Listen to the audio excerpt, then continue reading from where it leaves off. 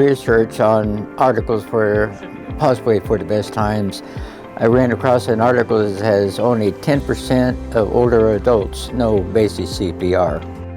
So I approached MEDAC and said, I know you have CPR classes for the general population.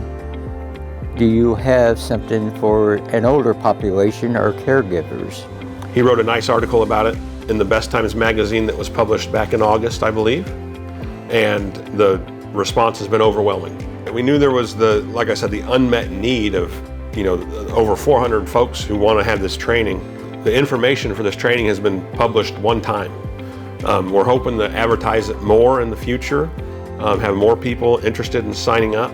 CPR and First Aid for Older Adults is a class that's geared towards the older folks in our community that may not have participated in CPR First Aid training.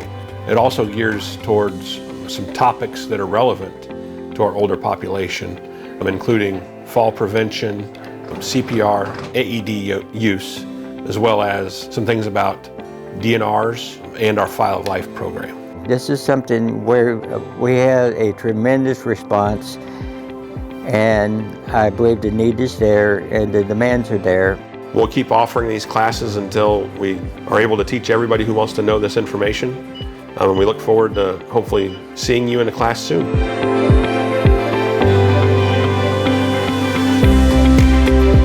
So the Community Resource Fair was a idea that was implemented and conceptualized by a group within corrections to reduce known barriers in our community and to provide a central gathering place for our resources.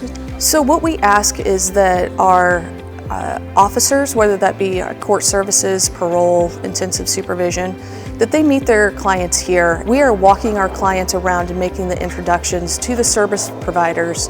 At first it was hard for me to ask for help, so by having this all here, it's made it possible.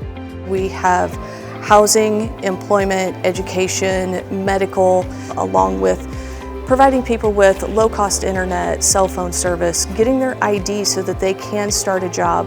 First time I came here, I was concerned about my teeth, so they gave me resources of a dental company. It was amazing because I was, self-conscious about my smile, and with that goes with like hard to find a job, and it's just built up my self-esteem, and my the way I feel about myself is just amazing.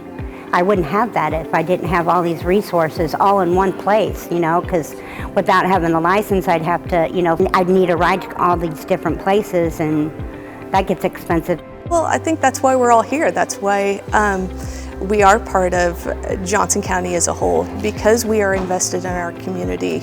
We want people to be successful.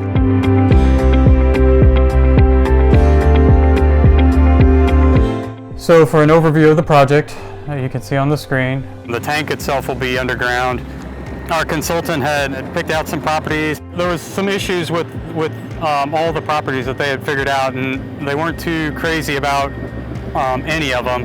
And so I started, well, where else could we have it? Started looking up here.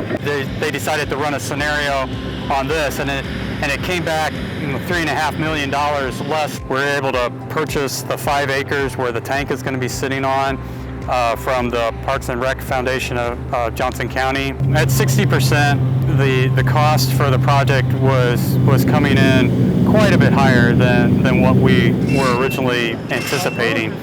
I suggested, what if we put some, I'll call them buttresses, just some short shear walls inside of the tank to help brace that north wall. It saved quite a bit of concrete. While a couple inches isn't a lot of concrete, over a big area, it ends up being quite a bit of concrete. And so that suggestion saved roughly about $1 million.